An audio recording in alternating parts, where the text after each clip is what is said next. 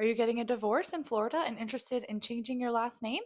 Watch this video. If you're getting a divorce in Florida and you changed your name when you got married, Florida law allows you to restore your former name through the dissolution of marriage or divorce process. You can only restore a former name. It's called restoration of former name. It's not any name change that you want. Generally, you can change your last name to a previous name that you have used. Usually, it is your maiden name, but you can restore to a former name that you have used in the past. Your spouse has no say in whether you keep their last name or restore a former name. It is not something they consent or object to. It is just something that you ask the judge to order. You want to put it in your petition if you plan to ask for it in your final judgment.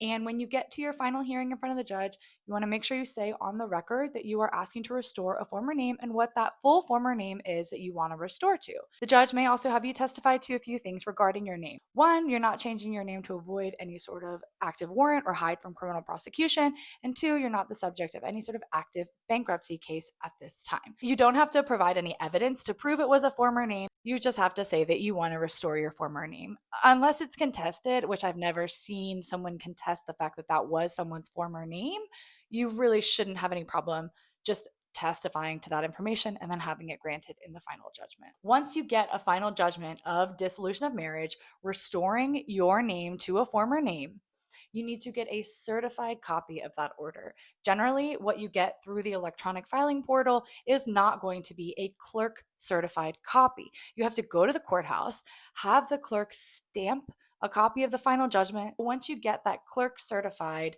copy of your final judgment, you take that to the Social Security Administration, and that's where you start changing your name. They will take that certified copy of the final judgment and they will update their records and give you a new Social Security card. Then you take that Social Security card to the DMV to get your driver's license updated. I'm not here to tell anyone what to do with their lives. I just want to make sure everybody understands the process.